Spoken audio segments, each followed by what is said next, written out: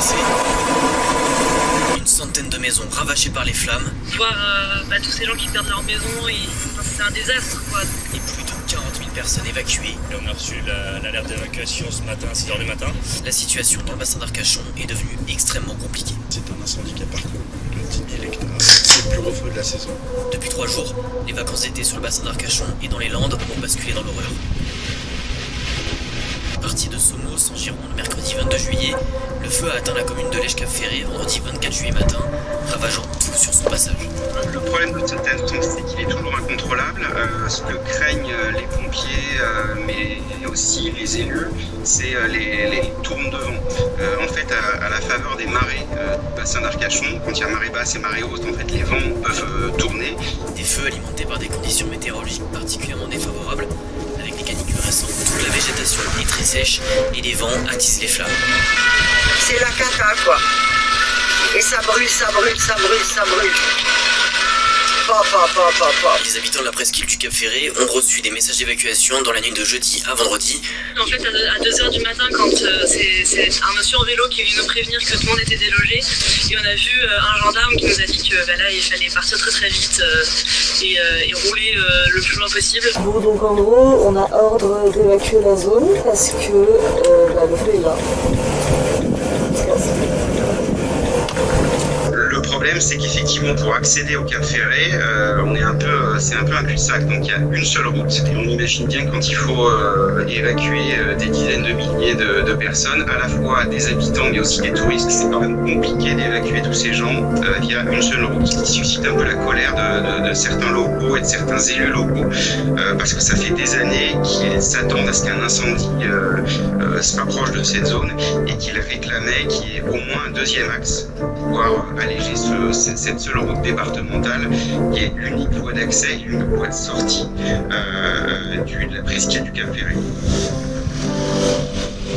La population du Cap Ferré est soit partie en voiture parce que la route est encore praticable pour aller jusqu'à Bordeaux, soit ont pris le bateau. 800 personnes ont été prises en charge depuis 6h ce matin. Alors que les secours sont déjà mobilisés sur le bassin d'Arcachon, la situation s'est encore plus compliquée jeudi 23 juillet quand un nouveau feu s'est déclaré à Biscarrosse, mobilisant de nouveaux moyens et effectifs de secours. Dans les Landes, plus de 2500 hectares sont déjà partis en fumée en moins de 24 heures. C'est un feu qui progresse très rapidement, qui est difficilement contrôlable. Le préfet des Landes a procédé à des évacuations pour protéger évidemment les habitants. Donc 23 000 évacuations qui se répartissent entre 5 000 sur Parentis-en-Born, ce sont essentiellement des campings qui ont dû être évacués, et 18 000 sur Biscarrosse-Bourg. À 14h30, les gendarmes nous ont évacués à Biscarrosse.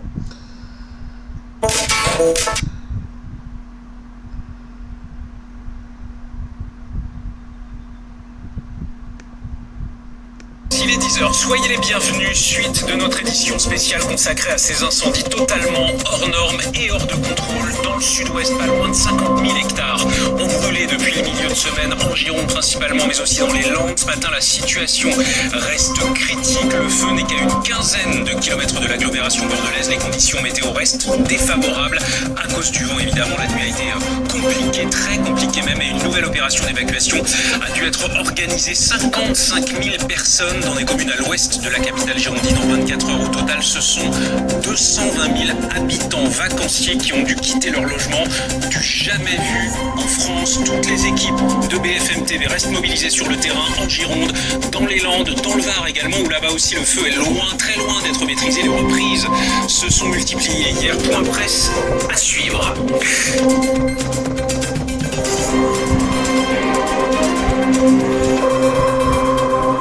C'est l'un des feux les plus importants que la France ait connu depuis la Seconde Guerre mondiale et il reste ce matin ingérable. L'incendie qui a embrasé les pourtours du bassin d'Arcachon menace désormais les abords de la métropole de Bordeaux. L'autoroute A63 entre Bordeaux et l'Espagne est fermée sur 60 km. Les trains ne circulent plus au sud de Bordeaux. Bonjour Alexia Avril, vous êtes à Marcheprime, une des communes évacuées justement cette nuit. On disait à titre préventif en réalité, et on le voit sur vos images en direct. Les départs de feu se multiplient ce matin, en ce moment même. Oui, exactement.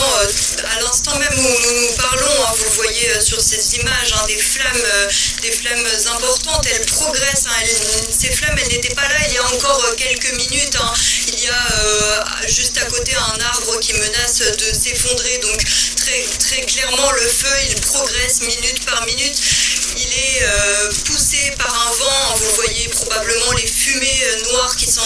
elle se dirige vers l'ouest.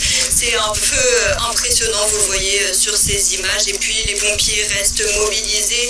Ils font des rondes de repérage ici aux alentours pour voir un petit peu comment le feu progresse, comment est le sens du vent. Encore une fois, c'est ce qui les inquiète. Ce vent qui a fait des rafales de plus de 40 km/h hier soir. Ce feu qui progresse très vite ici en Gironde. Alexis Avril avec Philippe Gaillou à marche prime entre le bassin d'Arcachon et l'agglomération bordelaise. On est en réalité à marche prime déjà dans l'agglomération bordelaise, à quelques kilomètres seulement de Bordeaux. Bonjour Guillaume Séché, journaliste météo et climat BFM TV. Général Pellistrandi, bonjour. Bonjour. En défense BFM TV. Bonjour lieutenant-colonel Franck Maillard. Merci d'être avec nous ce matin. Vous êtes porte-parole de la Fédération nationale des sapeurs-pompiers de France et Ludovic Pingano nous accompagne aussi bien sûr. Sur gestion de crise BFM TV, fondateur du cabinet At-Risque. Bienvenue à tous les 4 images en direct de marche prime. Ces nouveaux départs de feu, ça ne s'arrête pas et tout cela, lieutenant-colonel, reste favorisé par le vent, en l'occurrence le vent d'ouest qui pousse ce matin le feu d'heure en heure vers Bordeaux. Alors a priori, il pourrait dévier un peu là, dans la journée, plutôt partir vers l'est. C'est bien le problème. Mais oui, ce sont les changements incessants de direction. Permanent qui nous perturbe un peu. Et là actuellement, on a effectivement de nombreuses reprises de feu, mais en fait ce feu gigantesque est sectorisé et sur chaque secteur, les officiers de sapeurs-pompiers qui ont en charge un certain nombre de personnels sont amenés à contrôler justement ces reprises pour éviter qu'elles ne dégénèrent à nouveau et que le feu redevienne incontrôlable sur tous les fronts. Là actuellement, il y a le front de flamme en direction de Bordeaux qui est plutôt délicat à traiter pour nos sapeurs-pompiers, mais ça peut revenir aussi de l'arrière et avec un vent tourbillonnant repartir dans tous les sens évidemment. On ne cesse de le répéter, mais en réalité, ces départs de feu qui peuvent surgir partout et à tout moment, en Gironde, Ludovic Pingano, ils sont favorisés par un sol, une tourbe qui couve ce feu, raison pour laquelle ça peut prendre violemment à n'importe quel moment. Là, notre reporter Alexis Avril nous expliquait qu'il y a encore quelques minutes, il y avait entre guillemets rien, il n'y avait pas de flamme, et soudainement, elles surgissent. Alors ça, c'est effectivement un problème, cette tourbe avec effectivement ces reprises de feu un petit peu partout sur une surface absolument considérable, plus de 40 000 hectares, donc vous imaginez ce que ça peut représenter. Un hectare, c'est un terrain de football. Donc la tourbe, c'est effectivement un problème, et la vraie difficulté sur ce feu, ce sont les phénomènes thermique auquel est confronté le commandant des opérations de secours. Je le rappelle, jamais un officier de sapeurs-pompiers en France a commandé un dispositif sur un feu de forêt d'une telle surface. C'est la première fois et le commandant des opérations de secours est confronté à des phénomènes thermiques que jamais la France n'a rencontrés jusqu'à aujourd'hui. Ces phénomènes thermiques qu'on appelle orages de feu sont connus aux États-Unis, sont connus en Australie, ça n'est jamais arrivé en France. C'est donc une opération absolument gigantesque qu'il faut arriver à gérer. On parle de feu, de la lutte contre le feu, mais il faut également parler des évacuations et de toutes les protections de points sensibles, notamment des sites industriels, des évacuations d'un centre hospitalier universitaire. Bref, c'est dantesque. On va y revenir, parce qu'on parle de la plus grande opération d'évacuation civile jamais organisée en France. Cette nuit, en quelques heures, il a fallu évacuer les habitants de 5 communes de l'ouest bordelais. Ça représente 55 000 personnes et au total, en 24 à 48 heures, 220 000 habitants vacanciers ont dû quitter leur logement. On retrouve sans plus tarder Suzy Bernard Ménégus. Vous êtes vous aussi en Gironde auprès des pompiers qui procèdent, on le voit sur ces images en direct, à une très grosse intervention en ce moment même entre le bassin d'Arcachon et l'agglomération bordelaise. Oui, là, alors on est à quelques kilomètres de Lège-Cap-Ferré. On est à l'entrée de la commune de Blagon. La commune de Blagon qui est en proie aux flammes depuis hier soir. Déjà, des pompiers intervenaient à quelques centaines de mètres de là. Et là, ils poursuivent leur intervention. Ils viennent d'éteindre de grandes flammes il y a quelques instants à peine. Mais ils poursuivent. L'idée, c'est de former une ligne d'appui, en fait, et d'éviter que le feu ne traverse la route et qu'il se rende en face, là où il y a aussi de la végétation. En fait, c'est pour empêcher, comme ils le peuvent le feu de progresser. Pour ça, ils ont donc beaucoup de moyens terrestres. On les voit notamment sur ces images de Caroline Bertolino, qu'ils ont de nombreuses lances, des lances à eau qu'ils utilisent pour tenter de contenir les flammes. Et puis on les entend maintenant depuis quelques instants, ces moyens aériens qui sont mis à disposition. À l'image, on l'a vu dans le ciel là, qui survolait cette zone d'un hélicoptère. Cet hélicoptère en fait du repérage et va ensuite indiquer au Canadair quels sont les points de largage à favoriser. Vous voyez, c'est vraiment toute une coopération qui s'effectue entre ciel et terre, une coopération qui a été renforcée notamment hier avec l'arrivée de l'A400M, à voir s'il va être encore utilisé aujourd'hui, mais en tout cas on le voit sur ces images de Caroline Bertolino, les pompiers luttent sans relâche depuis plusieurs heures, depuis hier en fait dans cette zone pour tenter de limiter la progression du feu. C'est vraiment très important, on voit que le feu progresse vite, à une vitesse grand V, puisqu'il est déjà aux alentours de la commune de Bordeaux, chose qui pouvait être encore... Très honnêtement, En achetant Bandera.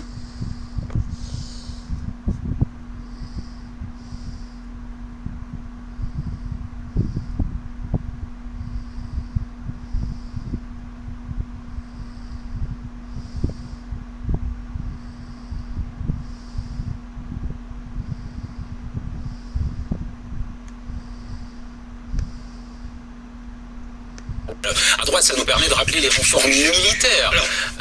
C'est particulièrement ces 24 dernières heures, Général Pellistrandi. Renforts de toute nature, dont les militaires. On a 1 millier de pompiers, 1500 militaires, 1700 forces de l'ordre. Ça, c'est viré juste pour le régalien stricto sensu, mais il faut y rajouter tous les bénévoles, tous les services, les forestiers, la Croix-Rouge, par exemple la SNSM, la Société Nationale de Sauvetage en Mer, a envoyé 60 personnels à Bordeaux pour l'accueil. Donc c'est vraiment une mobilisation générale, mais voilà, il faut le rappeler, c'est historique. On n'a jamais vécu ça, et notamment le nombre d'évacués, c'est hallucinant. Et sachant que on est dans la durée, c'est-à-dire que c'est ça la problématique, c'est que les évacués, à part quelques milliers pour Biscarrosse, mais pour la plupart d'entre eux, ils vont rester plusieurs jours à l'extérieur de leur domicile, et ça va être aussi un effort qui doit s'inscrire dans la durée. Vu que cet incendie-là était exceptionnel et même historique, toutes les aides sont les bienvenues, les pompiers et les militaires, mais aussi les citoyens. Nos équipes ont été témoins, on en a les images d'ailleurs, de renforts citoyens, si je puis dire, de professionnels, du BTP, d'agriculteurs, qui, on l'avait déjà vu en forêt de Fontainebleau, aident avec leurs tracteurs, des citernes, les pompiers à tenter de, dans un premier temps, au moins fixer le feu qui reprend sans cesse, et encore ce matin. François, je dirais que c'est chaque fois qu'il y a une catastrophe en hiver, et je parle avec devant Guillaume, les inondations, souvent les tracteurs, ce sont les engins les plus hauts qui peuvent passer. Voilà, donc une solidarité, et ça c'est quelque chose qui est extrêmement important, qu'il faut souligner. Donc dans l'immédiateté, on ne se pose pas de questions, tout le monde participe collectivement parce que on n'a pas le choix. On voit qu'il y a encore du vent à Marche Prime, où l'on vous retrouve Alexia Avril, auprès de cette végétation en feu que les pompiers tentent, je dis bien tentent, d'éteindre en ce moment même.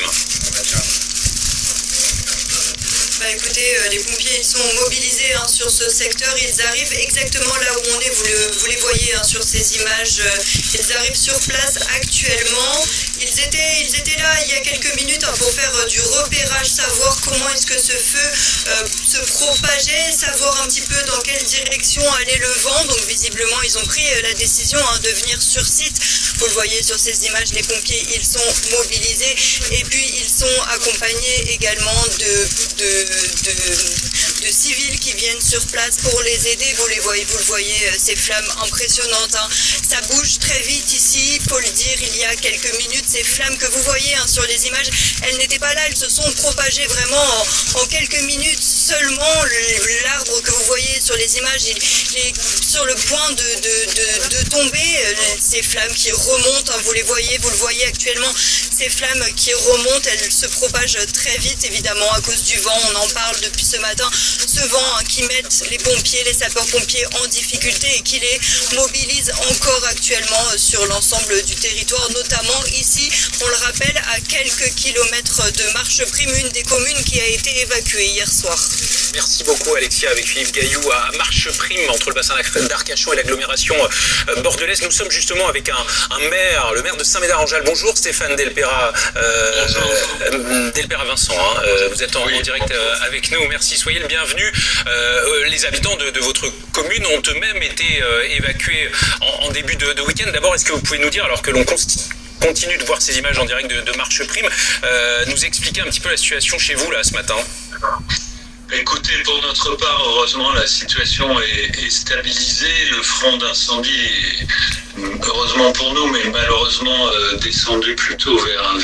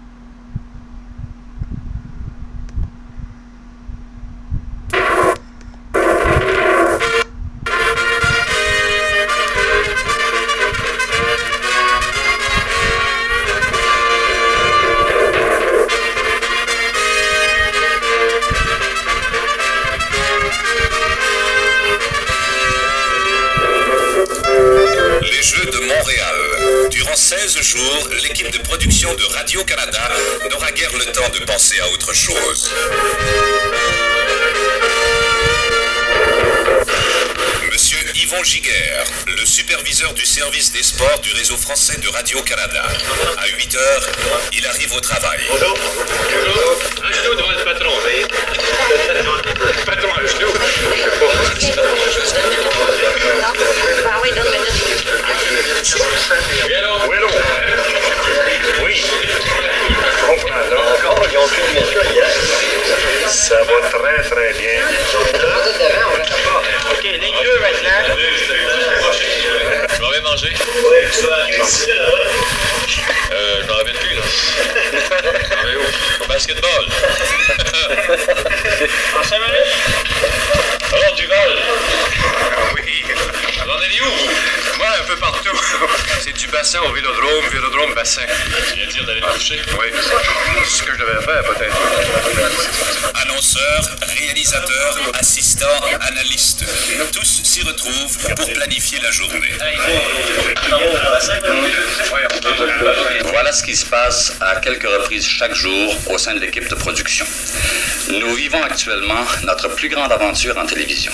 C'est vraiment la première fois que nous monopolisons tout notre équipement et tout notre effectif sur une aussi longue période portant pour un seul événement. Nous nous sommes permis des audaces techniques qui vous ont valu des images exceptionnelles. C'est là une aventure enivrante à la dimension de l'événement que nous vivons.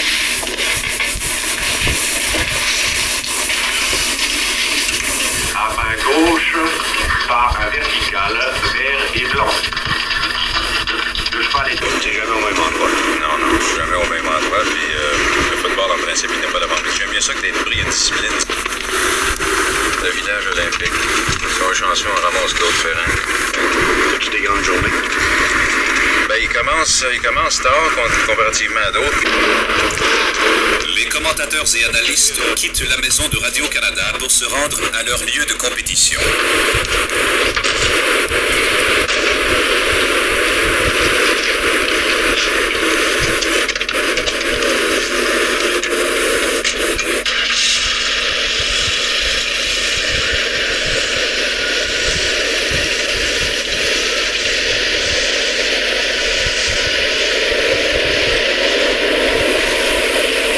C'est le 10 10e jour des Jeux Olympiques de Montréal. Quels sont les sentiments de celui qui remonte à 1964 À 1964, pour les Jeux d'été, oui, ce sont mes 4e Jeux Olympiques. Et pour un commentateur, de couvrir les Jeux Olympiques dans son propre pays, et surtout dans sa propre ville, eh bien, je pense qu'on peut dire que c'est l'apogée pour un commentateur. Parce que vraiment, quand vous le faites dans un autre pays, il y a quand même des frustrations. Parce que vous faites un résumé d'une demi-heure ou d'une heure le soir et ça se limite à ça. Alors que là, tout ce que vous faites, eh bien, c'est écouté et c'est transmis immédiatement à la télévision. Et on risque d'en perdre la voix. Oui. Eh bien, moi, j'atteins l'apogée de ma carrière. J'espère que ce qui viendra après, eh bien, ce ne sera pas trop pénible. Pour ajouter aux images déjà fournies par l'ORTO, une équipe de cinéastes, les caméramens en studio et un quart de reportage avec caméra électronique.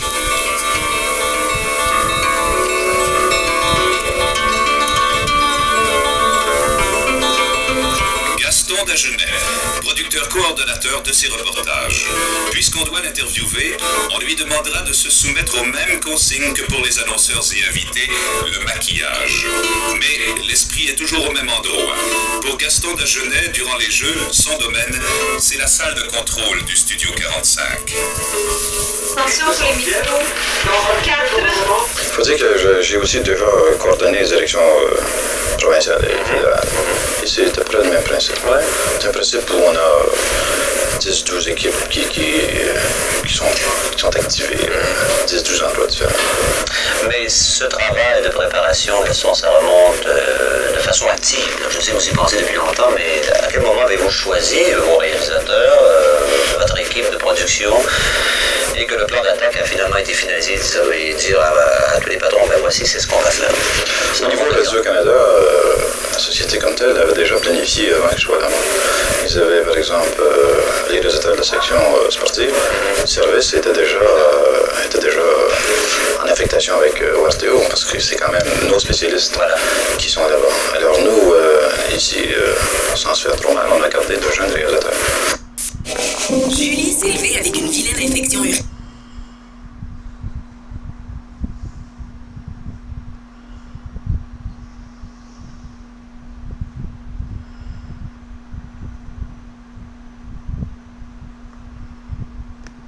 Ça aiguise les nerfs et les accrochages sont inévitables. Les accrochages au niveau d'une aussi grande équipe, c'est normal. Mais ce sont pas des accrochages, c'est instantané. C'est même pas des sauts d'humeur. C'est que l'analyste, le réalisateur, les assistants, les assistantes, parce qu'on est un grand groupe, là, au moment donné, ils sont tellement pris par leur travail. Au niveau de réalisation, par exemple, mise en onde, Julien Dion a à faire une coupure rapide en regardant 12 ou 13 écrans.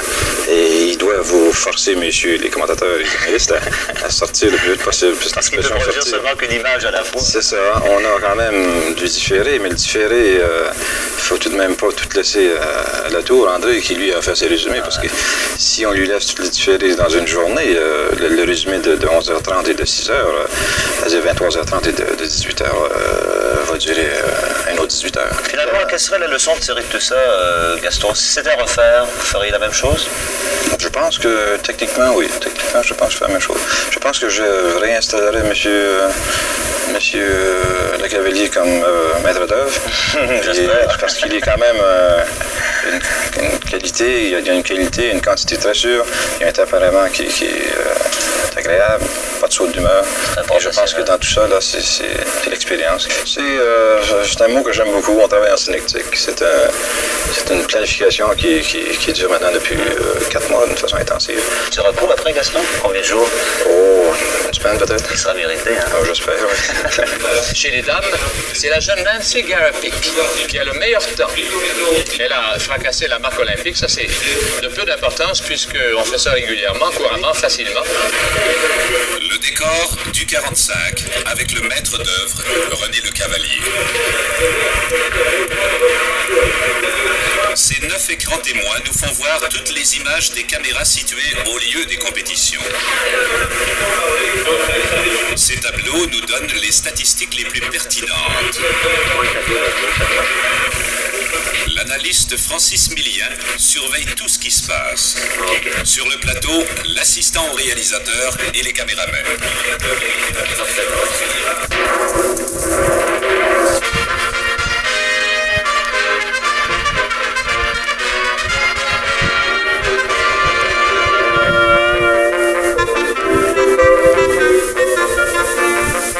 Pour alimenter régulièrement René Le Cavalier et les analystes, une équipe de journalistes que dirige Jean Seguin rédige les textes des dernières dépêches et font un bilan régulier des classements. À l'aide d'ordinateurs, de téléscripteurs et d'écrans témoins, on assure à l'équipe des commentateurs une information de tous les instants.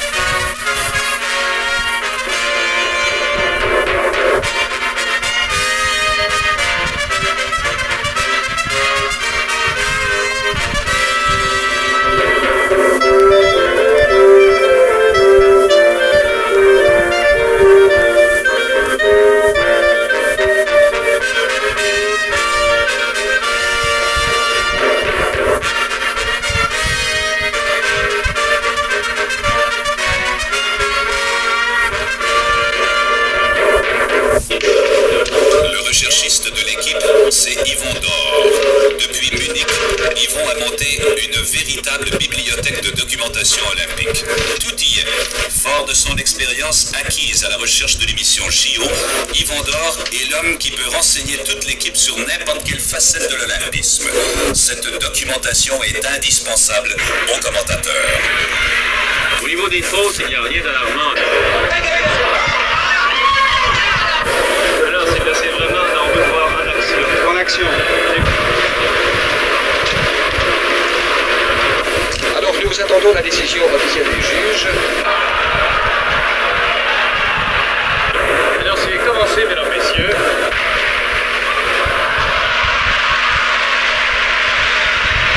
On parlait de la compétition, c'est la plus belle démonstration de gymnastique qui m'a été donnée de voir. Radio-Canada accueille également les athlètes dans ses studios. Plusieurs ont été invités. Si quelques-uns ont décliné l'invitation, en revanche, plusieurs autres ont accepté avec plaisir.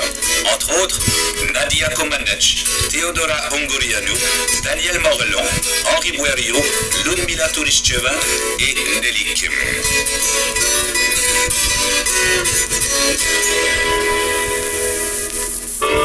Les superviseurs Yvon Giguère, Marcel Aymar et Jean Porcheron s'occupent pendant ce temps de l'administration. Le reportage sur film, une tâche importante. Les monteurs Claude Mailloux et Yves Chagnon sont à leur poste du matin au soir.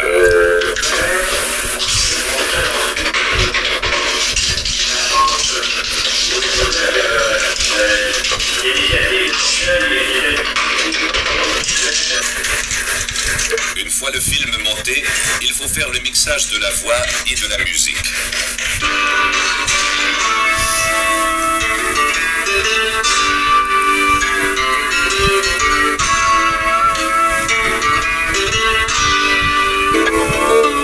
Et pour assurer la pleine efficacité des services techniques, l'équipe de permanence de qui relève toutes les décisions. Le quart de reportage, un élément indispensable dans le reportage des Jeux. Mobile, fonctionnel et rapide, il est dirigé par une équipe compétente de techniciens en service 18 heures par jour. Ce jour-là, il se rendait au forum.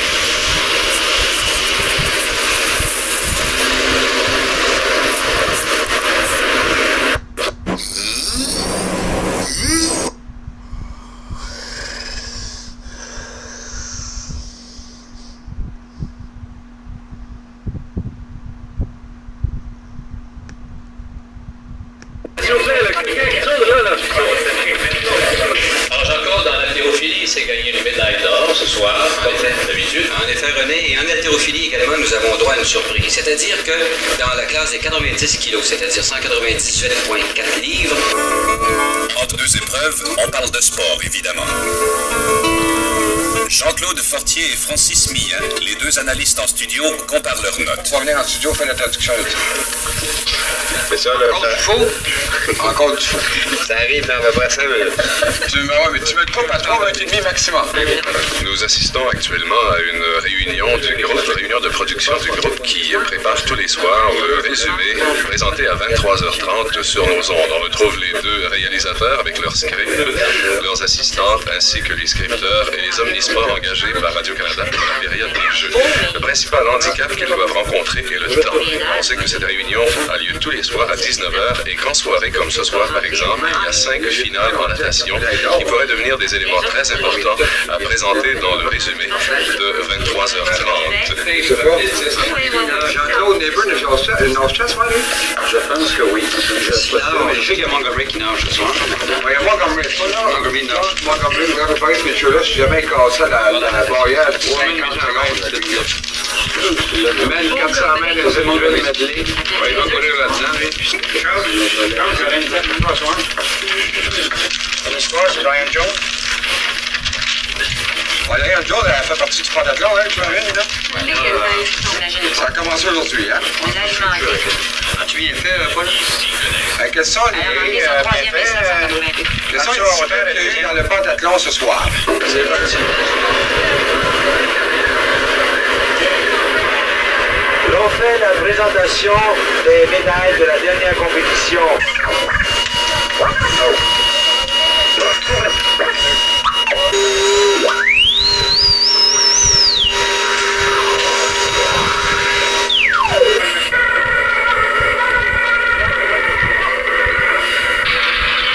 Et vous savez ce qui arrivera?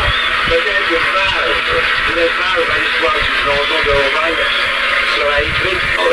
Ce soir, il annonce peut-être sa retraite. L'électronique a ses meilleurs moments.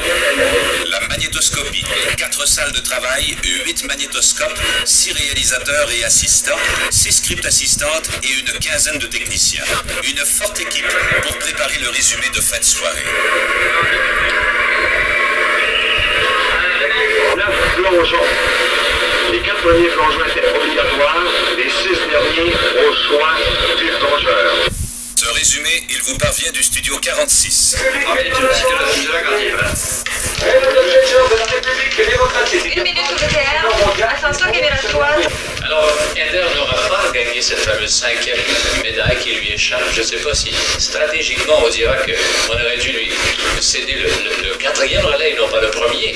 Studio dans 10, 9, 8, 7, 6, 5, 4, 3, 2, 1.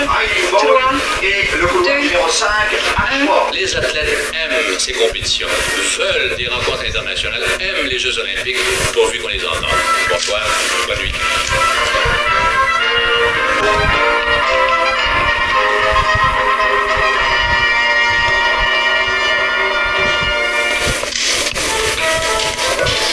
Bon, salut René, bonsoir.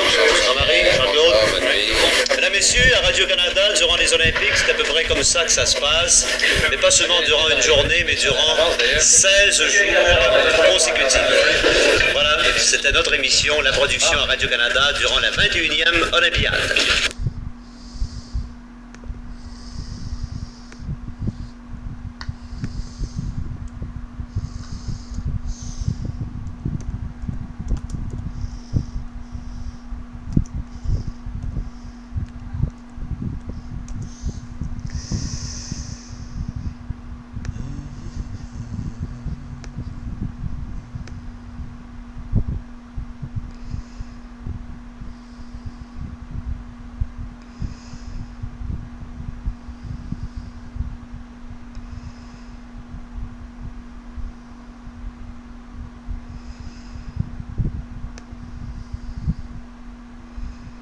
Voici le...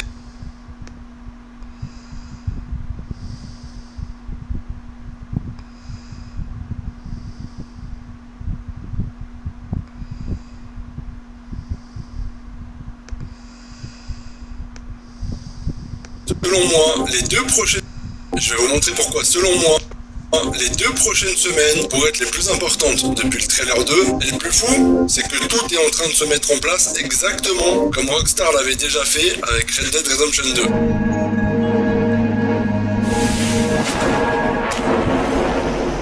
Bon les amis, la Coupe du Monde s'est pliée, la FIFA a remballé ses valises et en passant tous ceux qui me spammaient en commentaire finale de Coupe du Monde, va y avoir un truc et ils étaient 6 sur 2, bah n'hésitez pas à me dire en commentaire à quel point le marketing de GTA 6 était fou pendant la finale. J'ai pas pu regarder, j'avais bonné sur glace nocturne. Maintenant je suis d'accord sur une chose pour la Coupe du Monde, que ce soit à la télé, que ce soit sur les réseaux ou même dehors dans la rue entre amis, la Coupe du Monde de football avec toute l'attention. Donc pour moi, Rockstar préfère un moment où il n'y a aucun événement majeur pour que toute la planète ne parle que d'eux et qu'ils partagent pas la vedette avec autre chose. Et maintenant que GTA Online a eu sa mise à jour, que la Coupe du Monde est terminée, c'est le vide. Sauf que ce vide, il va pas rester vide longtemps parce que dès que la planète a plus rien à regarder, elle recommence à se tourner vers Vice City. Et franchement, le timing est trop parfait pour être un hasard. Rockstar a le talent de choisir le moment où personne d'autre n'occupe le terrain médiatique. Et là, littéralement, le champ est libre. Rockstar a un horizon entier pour son prochain gros coup. Et qu'on soit bien d'accord, en plus avec le call de Tech2 qui arrive d'ici 3 semaines, ça sent fort GTA 6, non? Bon, après, on reparlera aussi du online, du PC et plein d'autres trucs comme d'habitude. Donc reste bien jusqu'à la fin de la vidéo, j'ai une info qui est quand même assez importante et que beaucoup n'ont pas encore comprise. On va faire un petit tour dans le passé juste pour me comprendre ce qui nous attend. 2018, Rockstar prépare la sortie de Red Dead Redemption 2. Et voilà comment ça s'est passé. Le 2 mai 2018, ils sortent le trailer 3 du jeu. Donc nous, on est encore à attendre celui-ci. Et 6 jours plus tard, le 8 mai, Tech2, la maison mère de Rockstar, tient son appel aux investisseurs. Nous, on a eu quelque chose de différent. On a eu le call du mois de mai et un mois après, l'ouverture des précommandes. Et ce qui se passe, c'est que la bande-annonce, elle arrive avant l'appel financier. Elle sert clairement de coup de boost, un truc pour créer l'enthousiasme juste avant que les investisseurs se penchent sur les chiffres. Et devinez quoi, ce schéma il est en train de se reproduire sous nos yeux quasiment à l'identique parce que Tech2 a son prochain appel aux investisseurs programmé le 7 août. Et si Rockstar suit exactement la même logique qu'en 2018, le trailer 3 GTA 6 devrait être dévoilé avant cette date. Jusque là je disais fin juillet ou début août pour créer le même effet de hype avant l'appel financier. Et vous me demandez souvent de donner une prédiction sur la date. Et bon, à vrai dire ça sert pas à grand chose parce que Rockstar communique à ses jours forts, c'est-à-dire le mardi et le jeudi. Donc c'est soit le mardi et jeudi de la semaine prochaine, soit ceux d'après, donc la semaine du call. Et c'est pas de la spéculation en l'air, c'est un pattern que Rockstar a littéralement déjà fait avec Red Dead 2. Et pour aller plus loin, après le trailer 3 de Red Dead Redemption 2, c'est le 9 août 2018 que Rockstar avait sorti la première vidéo de gameplay du jeu, donc 3 mois après. Cette fois c'est différent, on le sait, le marketing a été annoncé comme plus court et plus intense. Les précos ont ouvert à 5 mois de la sortie, qui a signé le début du marketing. Donc le gameplay arrivera sûrement fin septembre, début octobre. Et si l'histoire se répète, on parle d'un mois d'août qui pourrait être vraiment très chargé niveau contenu GTA 6. Désolé si certains me demandent souvent et sont déçus parce que je donne pas de date en particulier, mais depuis le trailer 2, le peu de fois où j'ai donné une prédiction de date, 2 ou 3 fois, je me suis planté. Donc on sait pas, pareil c'est moi qui porte malheur, je donne plus de date.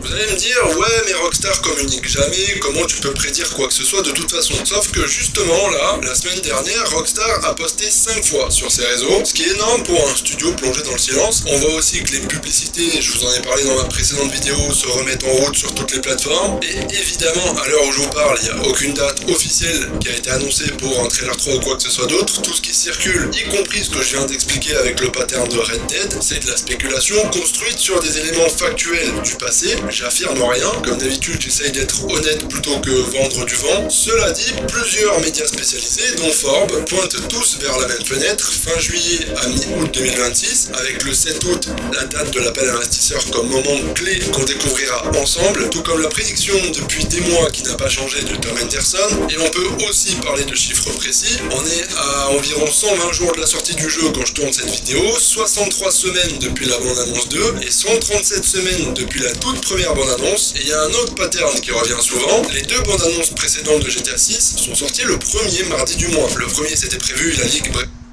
vous avez compris. Mais du coup, si Rockstar garde cette habitude, le premier mardi du mois, ça tombe le 4 août, qui serait la date la plus probable pour le trailer 3. Voilà, si je dois me positionner avec tous les éléments qu'on a, je dirais que les probabilités les plus fortes sont celles du 4 août pour cette raison précise. Mais il y a une autre option. Pour la toute première bande-annonce, Rockstar avait teasé la sortie à l'avance. S'ils refont ce même coup, cette semaine, voire la semaine prochaine, pourrait être la semaine avec une annonce majeure. Personnellement, et comme beaucoup d'entre vous, j'espère qu'ils vont nous surprendre évidemment. Mais bon, on est là pour parler parler de ce qu'on sait et j'essaye d'être le plus factuel et le moins spéculatif possible. Et je voudrais vous rappeler que 67% d'entre vous qui regardez cette vidéo n'êtes toujours pas abonnés, donc merci énormément à ceux qui s'abonnent et qui sont déjà abonnés. Sachez que c'est gratuit et que ça me soutient vraiment beaucoup. Et surtout, bah c'est gratuit en fait.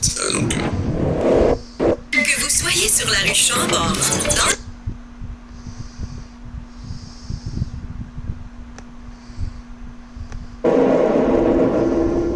Petit truc assez fun qui résume bien où on en est. Richard Knight, le directeur du jeu Assassin's Creed Black Flag Reasons chez Ubisoft qui vient de sortir début juillet, a été interviewé récemment par le youtubeur JoRaptor sur les plans du contenu post-lancement du jeu et au milieu de la discussion, il balance un truc qui a pas mal tourné sur les réseaux. Après avoir évoqué les mises à jour, des correctifs et du contenu, il ajoute « Jouez à notre jeu en mode New Game Plus quand GTA sortira » ou un truc du genre. En tout cas une phrase à moitié ironique, à moitié un fond de vraie inquiétude, parce que tout le monde dans l'industrie sait que le 19 novembre, l'attention de la planète entière va basculer d'un coup vers Leonida. Même les studios concurrents préparent déjà leur jeu à survivre au raz-de-marée GTA 6 et se positionnent juste avant ou bien après GTA 6. Respect à lui, parce que ça reste quand même un gros studio Ubisoft, d'assumer ça publiquement plutôt que faire genre non tranquille, y a rien, c'est que GTA 6. Ce sujet il a beaucoup fait parler ces derniers jours, je sais pas si vous l'avez vu passer.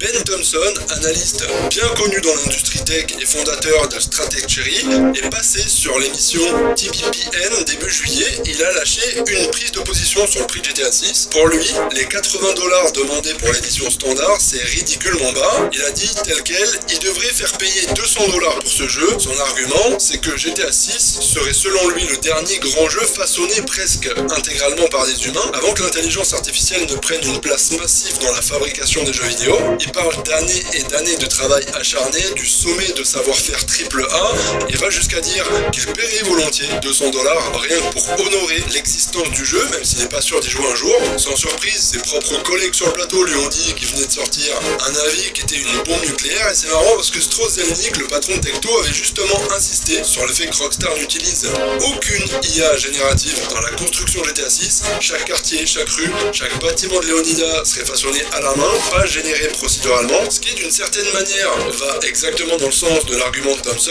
et quand on y réfléchit, il aurait été assez légitime de monter leur prix. J'en ai parlé d'ailleurs en live récemment, je vous partage un extrait. Mais aujourd'hui, ils font payer le online séparé du solo. Alors quand t'achètes GTA 5, tu peux quand même jouer à GTA Online, et tu peux l'acheter séparément, donc oui, je pense qu'ils vont le vendre séparément, et il sera pas inclus dans GTA 6. Ça va tellement plus leur rapporter. Et en même temps, j'en vois tellement qui se disent OZEF de online, j'en ai rien à taper.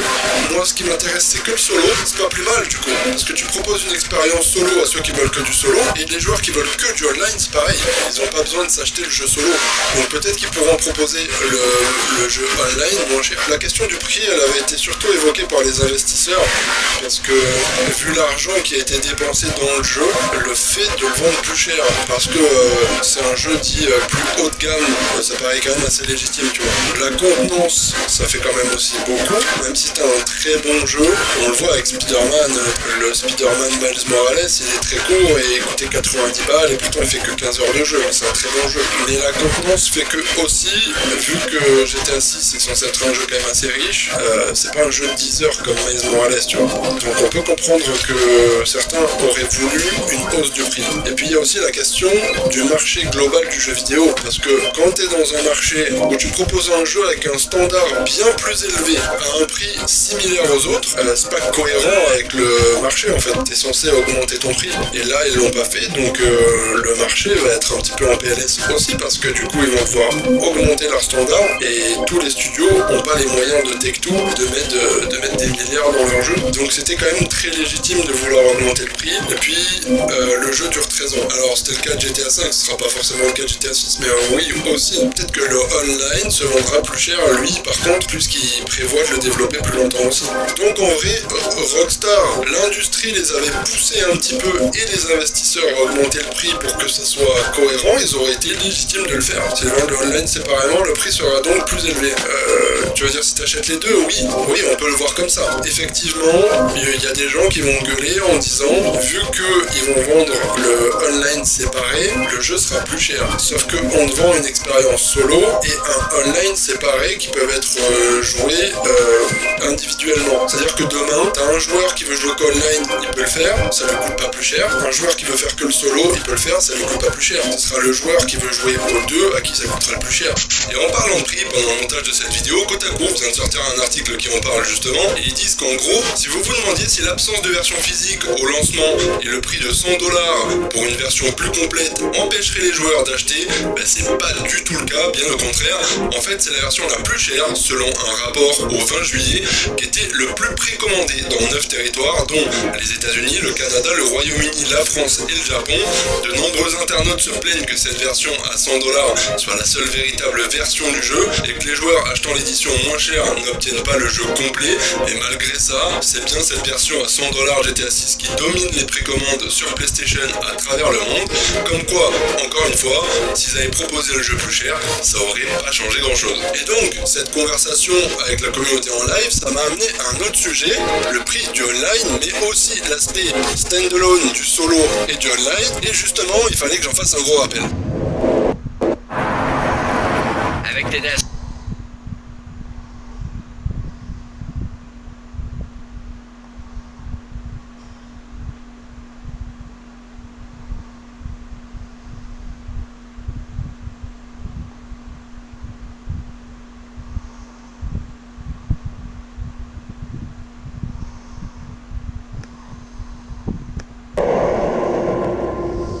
Je voulais reprendre ça pour que ce soit bien clair et que vous ayez la bonne information qui est mine de rien pas si superflue. J'aimerais bien que vous puissiez la partager au plus de monde qui croit encore ça. Rockstar, via la fiche officielle de GTA 6 sur le PlayStation Store, décrit le jeu comme une expérience solo, pas solo et multi, avec un monde en ligne à venir plus tard dans l'année, non, juste solo, point. Là, si on va dans la préco de GTA 6, ceci est GTA 6. C'est un jeu hors ligne uniquement. Donc le online sera vendu séparément. Ce n'est qu'un jeu solo, un joueur hors ligne. Ça ne contient pas de multijoueur, ce n'est pas un multijoueur. Ici, on est sur GTA 6. Une expérience solo uniquement.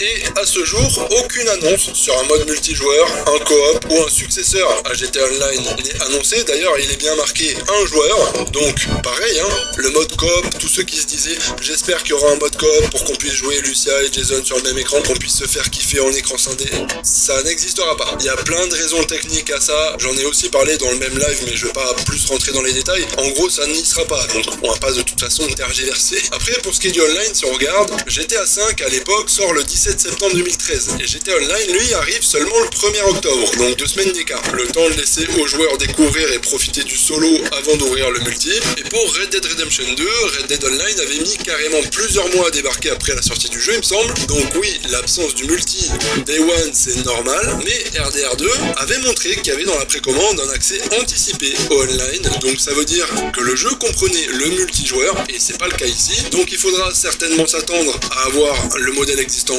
aujourd'hui. Alors sans se baser sur ces prix là, mais les options sont le online à 20€, donc en plus du solo si tu veux les deux. Donc t'achètes ton online et tu le possèdes séparément du solo. Je précise bien qu'on parle que du online. Ou alors la version abonnement, tu payes ton GTA Plus et tu as accès uniquement à GTA Online. Et petit indice qui va plutôt dans le sens d'un online qui arrive quand même assez tôt, dans les bonus de précommande, il y a un mois gratuit de GTA Plus. C'est l'abonnement lié justement à l'écosystème online de Rockstar. Cet abonnement vous pouvez l'activer quand vous voulez et il se termine en mars 2027. Et je pense qu'ils voudront favoriser ce système pour avoir des abonnés en plus qui joueront au online, même si je pense quand même qu'il sera dispo séparément à l'achat. Pour ceux qui veulent avoir le online quand ils veulent sans abonnement et pouvoir aussi prendre l'abonnement en plus pour les bonus inclus. Ce qui fait qu'il y a des joueurs qui auraient payé le jeu plus pris l'abonnement. Donc évidemment, ce qui rendrait le truc encore plus rentable pour eux. Pour finir avec légèreté, dans la précédente vidéo, je vous parle des raisons qui expliquent pourquoi GTA 6 sort sur PC plus tard généralement. Vous avez la vidéo en fiche et en description, et c'est une question qu'on pose tout le temps en commentaire. Vous avez tous les détails dans la vidéo. Et j'avais aussi envie de rajouter un petit truc à la fin de cette vidéo. Voilà, les joueurs PC aussi, pourquoi GTA 6 ne sort généralement pas tout de suite sur PC.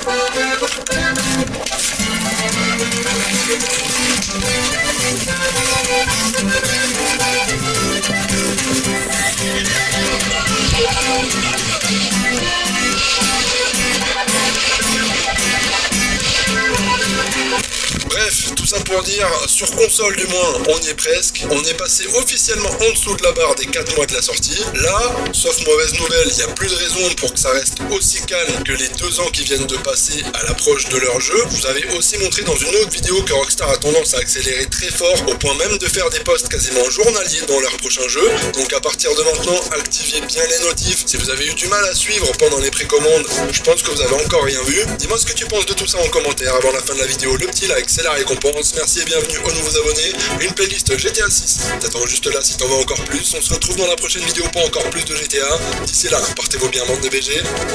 Bye.